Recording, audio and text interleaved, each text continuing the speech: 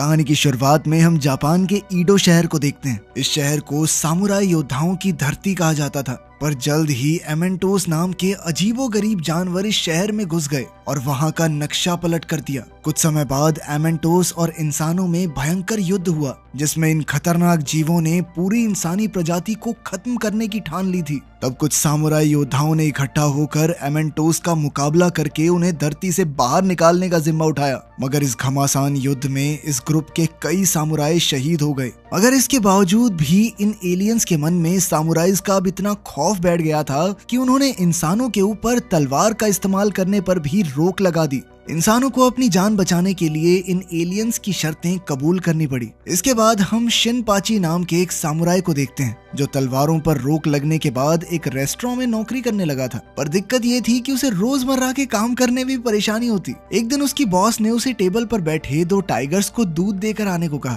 पर एक टाइगर ने जानबूझकर शिनपाची को जमीन पर गिरा दिया और फिर उसी के ऊपर दूध को नीचे गिराने का इल्जाम लगाया। जब शिनपाची दूध साफ कर रहा था तो उस टाइगर एलियन ने उसे धक्का मारकर दूर फेंक दिया। ये देखकर वहां मौजूद एक और सामुराई जिनतोकी गुस्से से भर गया। जिनतोकी ने टाइगर की छाती पर जोरदार वार करके उसे बेहोश कर दिया। ये देखते ही दूसरा टाइगर समझ गया कि जिनतोकी एक सामुराई है, तो उसने जिनतोकी पर तलवार लेकर घूमने का इल्जाम लगाया। तब जिनतोकी ने कहा कि ये सिर्फ एक लकड़ी की तलवार है और उन दोनों को हराने के लिए काफी है। जल्द ही वो दोनों दोस्त बन गए और कागुरा नाम की एक लड़की के साथ मिलकर लोगों के छोटे मोटे काम करके अपना गुजारा करने लगे। एक दिन उन्हें एक अजीबोगरीब बीटल की खबर सुनी, जिसे ढूंढने पर ढेर सारा इनाम मिलेगा। अब वो तीनों इसे ढूंढने के लिए जंगल की ओर निकल पड़े, जहाँ उन्हें कोंडो नाम का एक आदमी दिखाई दिया। इस वक्त उसने अपना पूरा शरीर शहद से ढका हुआ था और वो जंगल में एक मूर्ति की तरह खड़ा हुआ था। असल में बीटल्स को शहद काफी पसंद है, इसी चक्कर में वो सोच रहा था कि वो बीटल जैसे ही उसके पास आएगा तो वो उसे पकड़ लेगा। खैर शिनपाची और उसके दोस्तों को ये तरकीब काफी बेवकूफी भरी लगी, इसीलिए वो बिना समय गवाए अपने मिशन के लिए आगे निकल पड़े। कुछ दूर जाने पर उन्हें एक और आदमी मिला, जो बीटल को ललचाने के लिए पेड़ों पर मेयोनीज लगा रहा था। आगे जाकर उन्हें एक पेड़ के ऊपर बहुत ही बड़ा बीटल लटका हुआ दिखाई दिया। ये साइज में उन्होंने जितना सोचा था उससे काफी ज्यादा बड़ा था, पर फिर भी कागुरा ने अपने जबरदस्त वार से उसे जमीन पर गिरा दिया। पर तभी ये खुलासा होता है कि ये कोई असली बीटल नहीं बल्कि ओकीडा नाम का एक लड़का था, जो बीटल का भेष बनाकर लटका हुआ था, क्योंकि उसे भी बीटल को अपने पास बुलाना था। कुछ ही पलों में बीटल को ढूंढने वाले सभी लोग झुंड बनाकर वहां पहुंच गए।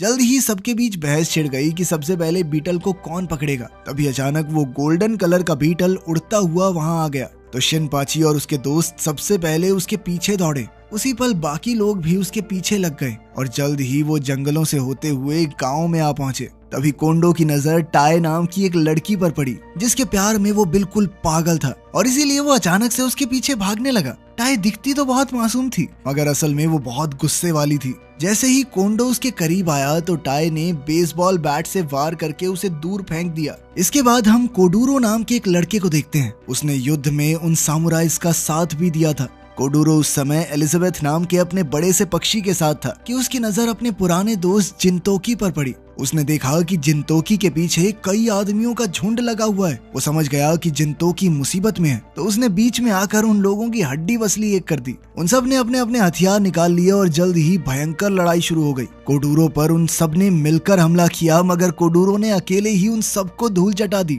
इधर कोडूरो बीटल ढूंढने वाले बाकी सब लोगों को पीट रहा था और उधर जिनतोकी अपने दोस्तों के साथ दौड़कर बीटल के पास आ पहुंचा। अब उस सुनहरे बीटल के पास भागने का कोई रास्ता नहीं था और तभी अचानक तालाब में से मेंढक जैसी बहुत बड़ी मछली बाहर आई और बीटल को जिंदा निकल गई। ये देखकर वो तीनों काफी निराश हुए, क्योंकि उनकी मेहनत पर पानी फिर गया था।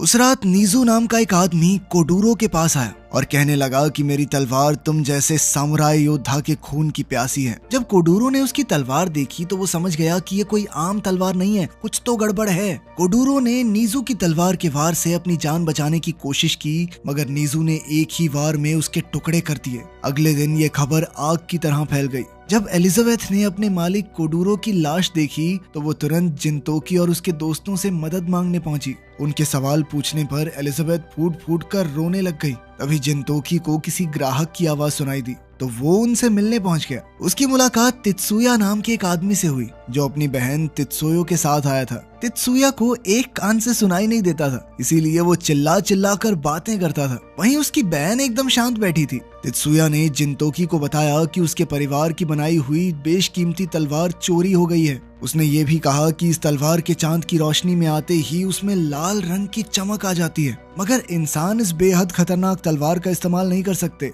जब तित्सुया के पिता ने ये तलवार बनाई थी तो उसके 1 महीने बाद ही उनकी मौत हो गई थी और तब से जिसने भी इस तलवार को छुआ उसकी मौत हो गई। तित्सुया का मानना था कि ये एक शापित तलवार है जो इंसानों की आत्मा को अपने कब्जे में कर लेती है। अब तित्सुया चाहता था कि जिनतोकी इस तलवार को ढूंढकर वापस लाए। तब जिनतोकी ने तित्सुया से कुछ सवाल पूछे, जिस पर उसकी बहन कहने लगी कि इसको जोर से बोलने में सुनता है। जिसके बाद वो उसके कानों के पास जाकर जोर जोर से चिल्लाने लगा, लेकिन ये तित्सुया का ठीक वाला कान था और उसने जोरदार मुक्का मारकर उसे धीरे बोलने को कहा। उधर एलिजाबेथ शिनपाची और कागुरा को उस पुल पर लाई जहाँ कोडुरो की हत्या हुई थी और उन्हें कोडुरो का खून से सना हुआ बैग दिखाया। फिर कागुरा ने कोडुरो का खून से सना बैग अपने बड़े से कुत्ते सादाहारू को सुंघाया और उस पर सवार होकर हत्यारे को ढूंढने निकल गई। उधर जिनतोकी तात्सुया से मिलने के बाद ओकीडा से मिला। ओकीडा ने उसे तलवारबाज के बारे में बताया जो शहर के लोगों की जान ले रहा है। उसने बताया कि उसकी तलवार में एक लाल चमक है और ये सुनते ही जिनतोकी समझ गया कि ये वही तलवार है जो तात्सुया के यहाँ से चोरी हुई थी। इधर शिनपाची और एलिजाबेथ अपनी खोज में जुटे हुए थे कि अचानक से एक गांव वाला उनके सामने आया। उसे शिनपाची और एलिजाबेथ के इरादे ठीक नहीं लगे, इसीलिए उसने उन्हें यहाँ से चले जाने को कहा। लेकिन उसी पल नीजू ने वहां आकर अपनी तलवार से उस आदमी के टुकड़े टुकड़े कर दिए। तब एलिजाबेथ ने शिनपाची को बचाने की कोशिश की, मगर नीजू ने उसे भी मौत के घाट उतार दिया। अब नीजू शिनपाची की जान भी लेने वाला था, मगर ऐन वक्त पर जिनतोकी वहां आ पहुंचा और नीजू के हाथों से तलवार छीन ली। तब जिनतोकी को पता चला कि नीजू ने ही उसके दोस्त कोडुरो को भी मारा था। उसी समय दोनों में एक घमासान युद्ध शुरू हो गया। तब नीजू ने अपनी तलवार की शक्ति से जिनतोकी की जान लेने की कोशिश की, मगर जिनतोकी ने अपनी लकड़ी की तलवार से ही अपना बचाव कर लिया। लेकिन इसी चक्कर में वो पुल से नीचे गिर गया, पर फिर भी जिनतोकी ने हार नहीं मानी। वो लड़ता रहा, पर अंत में नीजू ने वो शापित तलवार उसके पेट में घोंप दी। जब शिनपाची ने ये देखा तो उसने हिम्मत जुटाकर नीजू की एक बाजू काट डाली। जल्द ही ओकीडा बाकी समुराइज को लेकर वहां आ पहुंचा। तब नीजू को एहसास हुआ कि वो इन सबका मुकाबला तो नहीं कर पाएगा, इसीलिए वो वहां से भाग निकला। इधर जिनतोकी का काफी खून बह चुका था, इसलिए शिनपाची और ओकीडा जिनतोकी को हॉस्पिटल ले गए। इसके बाद हम देखते हैं कि जब कोंडो अपनी तलवारबाजी का अभ्यास कर रहा था तो ओकीडा और तूशी उससे मिलने पहुंचे। उन्होंने कोंडो को खबर दी कि एलियंस के साथ हुए युद्ध में जो सबसे ताकतवर योद्धा था ताकासाकी, वो नीजू का साथी बनकर ईडो शहर में वापस आ गया है। उनका प्लान था कि वो बेहद खतरनाक योद्धाओं को इकट्ठा करके अपना ग्रुप बनाएंगे और फिर इस पूरी जगह पर कब्जा उनका। रात के समय कागुरा और सादाहारू को चलते चलते एक जहाज दिखाई दिया। जहाज की छत पर कागुरा को एक आदमी दिखाई दिया जो संगीत बजा रहा था। कागुरा ने उसके पीछे जाकर अपना छाता उसकी ओर उठाया और कहा कि अगर वो नहीं घूमा तो वो उसे मार डालेगी। लेकिन जैसे ही वो मुड़ा तो कागुरा को एहसास हुआ कि ये कोई बेहद खतरनाक आदमी है। उसी पल वहां चारों ओर से गोलीबारी शुरू हो गई और कागुरा को अपनी जान बचाने के लिए भागना पड़ा। इस गोलीबारी के पीछे नीजू के साथ ही मटाका का हाथ था। कागुरा छिपते छिपाते मटाका के पास जा पहुंची और अब वो दोनों एक दूसरे पर बंदूक ताने खड़ी थी। तभी कागुरा ने मटाका का ध्यान भटकाकर उसे लात मारकर बेहोश कर दिया। फिर जैसे ही वो भागने लगी तो कई सामुराइज ने उसे चारों तरफ से घेर लिया, लेकिन कोई भी उसकी टक्कर का नहीं था। कागुरा ने अपने छाते की मदद से एक एक करके सबको धूल चटा दी, मगर अंत में मटाका ने उसे पीछे से गोली मार दी। लेकिन कागुरा अब भी जिंदा थी और हार मानने को तो वो बिल्कुल तैयार नहीं थी। वो मटाका पर गोली चलाकर भाग निकली और आखिरकार एक खुफिया कमरे में पहुंची।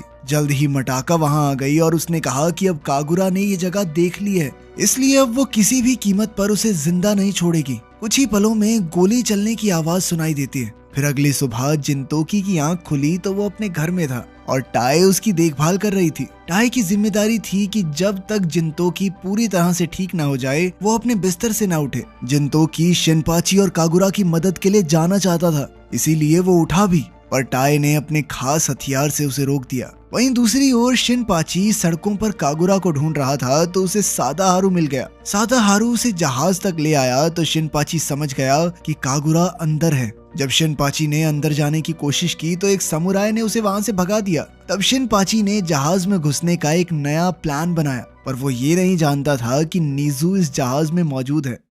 जहाज के अंदर मटाका मीजू से कह रही थी कि अब तो तुम्हारा हाथ कट गया है, तो नीजू ने गुस्से में आकर उस खास तलवार की शक्तियों की मदद से मटाका को जकड़ लिया। कुछ देर बाद उसने मटाका को छोड़ दिया और कहा कि अपनी एक बाजू खोने के बाद भी वही सबसे ताकतवर है। उधर जिनतोकी के घर की घंटी बजी तो टाई ने दरवाजा खोला। दरवाजे पर तेत्सुको थी और उसकी आवाज सुनते ही जिनतोकी ने उसे अंदर आने को कहा और खुद घर से भागने की तैयारी करने लगा। पर तभी उसे कपड़ों में टाई का लिखा हुआ एक कागज मिला जिस पर लिखा था, लौटते हुए मेरा छाता वापस जरूर ले आना। टाई पहले से ही जानती थी कि जिनतोकी बाहर जाने वाला है। अब जिनतोकी बाहर निकलकर सबसे पहले एक बूढ़े आदमी से मिला ताकि वो एक ताकतवर हथियार लेकर अपने दुश्मनों का मुकाबला करने जा सके। वो पहले ही बुरी तरह जख्मी था, इसीलिए अब उसे एक शक्तिशाली हथियार की जरूरत थी। तब बूढ़े आदमी ने उसे एक बड़ा सा फल दिया और कहा कि इसे खाते ही तुम्हारा पूरा शरीर रबड़ का बन जाएगा। लेकिन जिनतोकी को ऐसी शक्ति में कोई दिलचस्पी नहीं थी। तब वो बूढ़ा आदमी कहने लगा कि हाँ तो ये फल भी नकली है।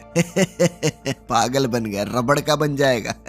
अब जिनतोकी के पास अपने दुश्मनों से जीतने के लिए कोई खास हथियार तो था नहीं, पर फिर भी वो तेत्सुको की मदद के लिए निकल पड़ा। दूसरी तरफ उस जहाज पर कागुरा को सूली पर चढ़ाया जा रहा था। मताका और ताकेशी ने उससे पूछताछ करने की कोशिश की, मगर कागुरा ने अपने दोस्तों के बारे में एक शब्द तक नहीं बोला, बल्कि उसने उन सब पर ढेर सारी उल्टी कर दी। तब मताका ने गुस्से से भरकर एक बार फिर से कागुरा को गोली मारने के लिए बंदूक उठा ली, लेकिन ऐन वक्त पर शिनपाची वहां आ पहुंचा और उसने कहा कि वो कागुरा की जान बचा लेगा। जब मताका ने पूछा कि उसके साथी कहाँ हैं, तो शिनपाची ने कहा कि वो अकेला ही आया है। मताका अब उसे बुरी तरह पीटने के लिए आगे बढ़ी और उसी समय अचानक जहाज पर समुद्री डाकुओं ने हमला कर दिया और सभी लोग उनका मुकाबला करने में जुट गए। इसी मौके का फायदा उठाकर शिनपाची ने कागुरा को रिहा किया और फिर वो दोनों मिलकर कोडूरो की खोज में निकल पड़े। इधर शिनसुनगुमी के आदमी जहाज में घुस आए थे, पर उनका कैप्टन ओकीडा और तुशी के साथ बाहर ही रहा। कैप्टन ने कहा कि जब तक वो तीनों साथ हैं वो मरने से नहीं डरता। अब वो जहाज में घुसने के लिए कूदा और सीधा समुद्र में जा गिरा। उसके साथी भी उसे बचाए बिना मिशन के लिए आगे बढ़ गए। कुछ ही समय में जिनतोकी तेत्सुको के साथ वहां पहुंचा। तेत्सुको ने जिनतोकी को एक तलवार दी जो उसने खुद बनाई थी ताकि जिनतोकी उस शापित तलवार का मुकाबला कर सके। अब उन्हें ये पता लगाना था कि वो जहाज तक कैसे पहुंचेंगे। उसी समय जिनतोकी जिस बूढ़े आदमी से मिला था वो वहां आ गया और उन्हें एक उड़ने वाला बोर्ड दिया। उधर जहाज में लगातार लड़ाई चल रही थी। वहीं नीजू ओकीडा और तुशी के सामने आ गया तो उन्होंने नीजू को गिरफ्तार करने की बात कही, क्योंकि उसने ईडो शहर के मासूम लोगों की जान लेकर आतंक फैला रखा था। ओकीडा ने अपनी बंदूक से उस पर वार किया, मगर नीजू ने अपनी तलवार से उसकी बुलेट के 2 हिस्से कर दिए। तब ओकीडा और तुशी को एहसास हुआ कि ये कोई आम तलवार नहीं है। अब ओकीडा तुशी को वहां मरने के लिए छोड़कर तुरंत भाग गया। उधर जहाज में शिनपाची और कागुरा को एक लैब मिली जिसमें उसी शापित तलवार जैसी कई तलवारें रखी हुई थी। कुछ ही पलों में ताकासुगी वहां आ गया और उन्हें मारने के लिए दौड़ा। तभी ऐन वक्त पर एलिजाबेथ आई और अपनी चोंच से मशीन गन चलाकर ताकासुगी पर जबरदस्त हमला बोल दिया। ताकासुगी को फंसाकर उसने अपने दोस्तों को यहाँ से भाग जाने को कहा। तब ताकासुगी ने एलिजाबेथ का सर धड़ से अलग कर दिया और कोडूरो कॉस्ट्यूम से बाहर आ गया। उसे देखते ही ताकासुगी डरकर भाग निकला तो शिनपाची और कागुरा ने कोडूरो को उसका पीछा करने को कहा। वो दोनों खुद मटाका और ताकेशी का मुकाबला करने के लिए रुक गए। उधर तुशी नीजू का सामना कर रहा था। हालांकि वो दोनों जबरदस्त तरीके से लड़ रहे थे, मगर वो शापित तलवार के सामने ज्यादा देर तक टिक नहीं पाया। उसी समय जिनतोकी जहाज में आ पहुंचा और तुशी को ताकासुगी के पीछे जाने को कहा। अब जिनतोकी खुद नीजू का सामना करने के लिए आगे बढ़ा, पर पहले ही वार में नीजू ने जिनतोकी के जख्मों पर हमला किया, पर जिनतोकी ने साबित कर दिया कि उसके जख्म उसे रोक नहीं पाएंगे। कुछ ही देर में उसकी काबिलियत बढ़कर उस शापित तलवार के बराबर हो गई। अब उस तलवार ने नीजू के शरीर पर पूरी तरह कब्जा कर लिया था। इस घमासान मुकाबले के कुछ ही मिनट बाद जिनतोकी ने नीजू की बाजू पर खतरनाक वार किया, जिसके बाद वो अपनी तलवार उठाने लायक भी नहीं बचा था। इसका एहसास होते ही उस शापित तलवार ने नीजू को पूरी तरह से अपने वश में करके तारों जैसी बाजुएं निकाली और जिनतोकी पर हमला बोल दिया। उधर जहाज के अंदर शिनपाची जिंदगी में पहली बार अपने दुश्मन का सामना कर रहा था और ताकेशी ने उसके इसी डर का फायदा उठाने की कोशिश की। इधर मटाका भी कागुरा पर लगातार गोलियां चला रही थी, पर कागुरा हर बार गोली से बच निकलती। वो इतनी तेज थी कि हवा में ही गोलियों को पकड़ लेती। फिर उसने मटाका को जमीन पर पटक दिया और जैसे ही वो उसकी जान लेने वाली थी तो नीजू छत से नीचे गिर गया। अब उसने एक वहशी दरिंदे का रूप ले लिया था और जिंतोकी उसके चंगुल में फंसकर बेहोश पड़ा था। नीजू का अब अपने शरीर पर कोई कंट्रोल नहीं था और वो तलवार अब उससे अपने ही साथी ताकेशी पर हमला करवा रही थी। तब मटाका ने उस पर पलटवार किया, पर वो भी नीजू के हाथों मारी गई। अब नीजू का शरीर पूरी तरह से उस तलवार में समा चुका था। तब उसने अपने तारों से एक ब्लेड बनाया ताकि वो जिंतोकी की जान ले सके, और उसी समय तेत्सुको ने भी अपनी बनाई हुई तलवार से उस पर हमला कर दिया। उसी समय कागुरा और शिनपाची ने नीजू को हराने में उसका साथ दिया, मगर नीजू ने फिर से आजाद होकर तेत्सुको पर हमला कर दिया। अपनी बहन की जान बचाने के लिए ऐन वक्त पर तित्सुया सामने कूद गया और अपनी जान की बाजी लगा दी।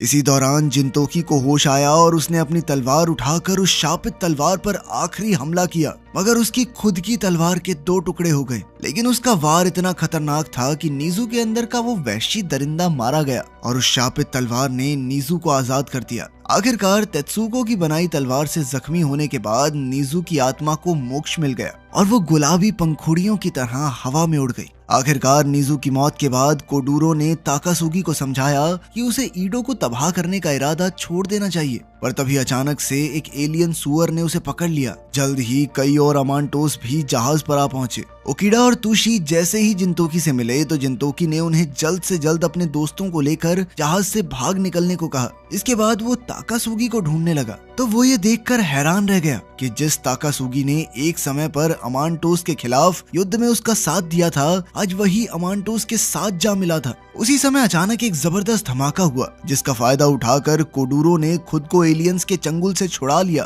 तभी मटाका और ताकेशी को होश आया और वो अपने साथियों को बचाने आए, पर ताकासुगी ने उन्हें यहाँ से निकल जाने को कहा, क्योंकि वो जानता था कि अंत में उसे जिंतोकी का सामना करना ही होगा और उसने ये मुकाबला पहले ही करने का फैसला किया। जल्द ही उन दोनों के बीच लड़ाई छिड़ गई, पर वो दोनों एक से बढ़कर एक थे। फिर उन्होंने तलवारें छोड़कर हाथों से लड़ने का फैसला किया। जिंतोकी ने अपने दुश्मन को पकड़कर एक मेटल प्लेट पर पटक दिया। इस खतरनाक वार के बाद उन दोनों में लड़ने की ताकत नहीं बची थी। खैर फिर भी जिंतोकी ने लड़ाई खत्म करने के लिए अपनी तलवार उठाई और अपने बचपन के दोस्त को जान से मारने का फैसला किया, लेकिन वो कुछ पलों के लिए झिझक गया और तभी एक नया धमाका हुआ। अब ताकेशी ताकासुगी को लेकर जहाज से उतर गया और कोडूरो ने जिंतोकी को बताया कि उसी ने वहाँ एक बम रखा था और अब कुछ ही पलों में ये पूरा जहाज तबाह हो जाएगा। तब कोडूरो जिंतोकी को घसीटकर समुद्र में कूद गया, लेकिन उसी वक्त एलिजाबेथ ने पैराशूट से आकर उनकी जान बचा ली। कुछ ही पलों में वहाँ जबरदस्त धमाका हुआ, जिसमें पूरा जहाज तबाह हो गया। आखिरकार जिंतोकी और उसका दोस्त एलिजाबेथ के साथ सुरक्षित शहर में पहुंच गए। तो कैसी लगी ये अजीबोगरीब कहानी कमेंट्स में जरूर बताना। मिलते हैं अगली वीडियो में।